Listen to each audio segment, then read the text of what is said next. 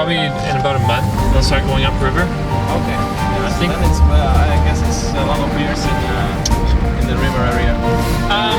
Yeah, we've been doing the trip in August and we've seen lots of bear scat and stuff. Not too many here. Not too bad, and they seem to avoid people. Yes. So there are bears definitely.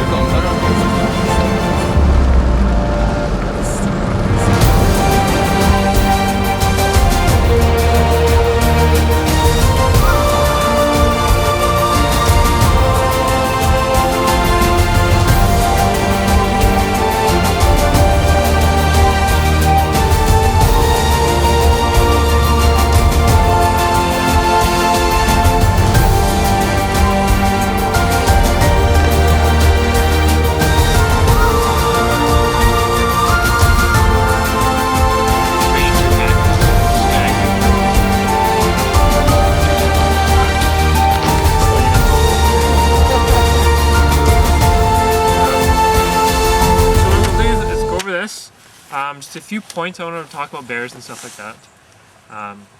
If you don't understand anything, just ask me. I'll explain again. Hopefully, you'll pick it up. And then I will show you how to.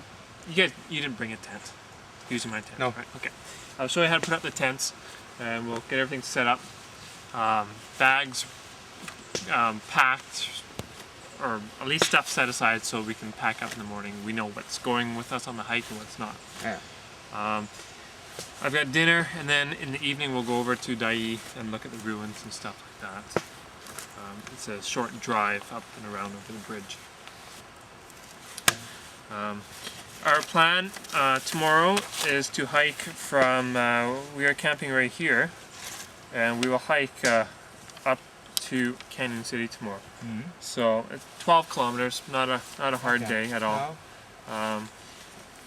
There's a hill at the start, Saintly Hill. It gets tomorrow. Canyon City, we'll camp there. After dinner in the evening, we've got lots of light, of course. We can go over to the actual site of Canyon City, the ruins. There's a big boiler there from the Chilkootpass Transportation Company's tramway. The next day, which is Tuesday, we go from Canyon City up through above the canyon and then to sheep camp. Again, it's a fairly short day. You can do this trail a lot faster than the way we're doing it, but we're going to try and see as much stuff as we can. There are people that run it in a day, but we'll enjoy it. We'll probably get to Pleasant Camp for lunch on Tuesday, and then it's just another hour from there to sheep camp. There's a small cabin just past sheep camp where there's some artifacts and stuff. We're not going to see lots of artifacts initially. Junk. Okay. Remains. Okay. Yeah. Because the forest is really thick around here, so a lot of the remains are covered by trees and grasses and stuff. Wednesday is the day over the Chilkootpass. It can be a long day. I've done it as fast as 7 hours. I've done it as slow as 15 hours in all types of weather. So we will start early. We'll probably try and be on the trail by 6 a.m.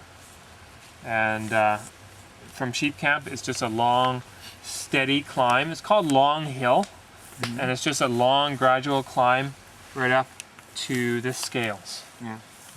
Just after leaving sheep camp, we hit tree line, and you'll start seeing more and more artifacts as we get higher because there's no vegetation to cover it. The scales is a nice spot, the last flat spot before the actual climb up the pass. Lots of artifacts there. It's a great spot. We'll stop there and eat and drink and look at stuff, take pictures. Hopefully the weather is good. The forecast for Wednesday was cloudy with showers. If there's any rain, it sounded like it'll be day from Canyon City to sheep camp, and that's okay. Canyon City Sheep Camp, they have shelters where we can, if it's raining, we can go inside. We don't have to use the tarp, so they're quite nice. But if there's any rain on the day going over the Chilkootpass, we are in the weather all day long. We're above tree line, and it can be windy and blowing. Yes. And and then the climb itself from the scales to the pass, depending on your experience, could be easy. Depending on the weather too. Some people find it just climbing up rocks and not too hard. Some people find it quite challenging. But I think you guys have done quite a bit of hiking stuff in Norway. Yeah, a little. So Norwegians are tough, I hear. So won't be a problem. And so that day, Wednesday, can be a long day. Hopefully we'll hit the summit for lunch at noon, so it'll be about 5 or 6 hours from sheep camp to the summit. Okay. We only have to the top here. to the top. Five That's the or summit. 6 hours. Yeah, probably. We only have to do it once. We're not carrying a ton of stuff with us, literally. And then this is the summit here. So this was the United States side, Yeah. and this is the Canadian side. You can see the trail profile. So there's the summit there. Nice tomorrow's nice and gradual. And then from sheep camp, you can see this is a long hill. It's just a long, steady climb, and then a quick climb up to the top. Is it a lot of rocks, or is it nice to walk?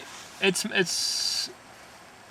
a trail for maybe half of it. Some of it's boulders, rock slides you can walk through. Okay. But it's not too hard. No. Not as hard as the golden stairs from the scales up. Once we get to the summit, we're only halfway still. We still have a long ways to go. And we have to go down from the summit, past the stone crib. And then this is really beautiful. You're in the Alpine all the way to Happy Camp. It's up and down stuff. It's beautiful. So here it's snowy. There won't be much snow. No? No. They said there's a bit. There'll be a few patches to walk over, but it shouldn't be a problem. As we were driving in from Whitehorse, we were looking at the mountains. There isn't much snow up there anymore. So shouldn't be. I was surprised the way she's talking because They over-exaggerate just to prepare people. Yeah. I mean, our biggest problem is if it rains, that'll be our biggest problem. Staying dry. Yeah, we're used to snow in Norway, so it's not a problem. Yeah, it'll be interesting. So it's a long from the summit to Happy Camp. You'll realize why they call it Happy Camp when we get there. It's So just that's, it's still what are we 26 to 33? No, still another 7 kilometers. This is the toughest part, I guess. Coming down, Yeah. it's depending. Actually, sometimes there's snow there, and it's really icy. So they may have rerouted the trail to avoid the hard snow. We'll see. Then we go really fast. Yeah, not too fast. Somebody last year actually, a group before us. One woman slid down the snow and broke her leg, and the helicopter had to come and carry her out.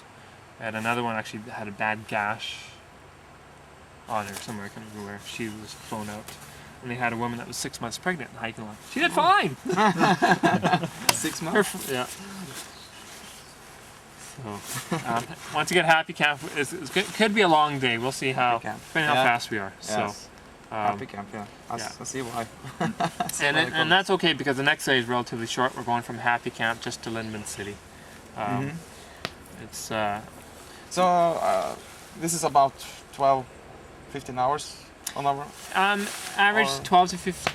Well, they say 10 to 12 hours is the average for an average group. I've done as slow as 15 with a really, really slow person in a group. Usually it's 10 to 12 hours. If we leave by 6, we're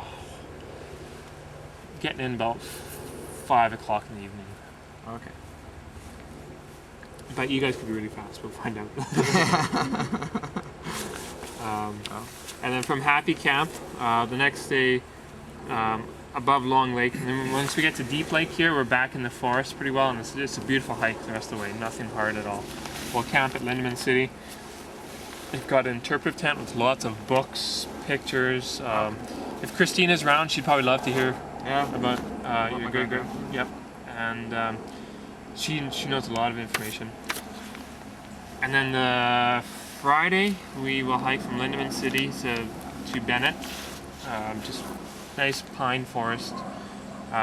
If it rains on this side, it'll probably stop about here, and then it dries up quite quickly. There is a shelter at Happy Camp. It's not very big, and there's a shelter. Yeah, cooking shelter. So if it's stormy, it's tiny. Like it's twice the size of my tarp. And there's 50 people a day go over the pass. You try and get 50 people in that shelter, it's unbelievably small. But there's a couple of shelters. Lindeman City is really nice. We don't often stop there. We sometimes go to Bearden, but it's a really nice spot to camp. The next day is nice, easy day to Bennett. We'll get to Bennett Friday night. We don't have to go anywhere in the morning. We're taking the steam train on Saturday, and there should be Christine will do a walking tour, I believe, of Bennett when the steam train arrives. So she's got some more information that I don't have. And then Saturday we hop on the train at 1 o'clock.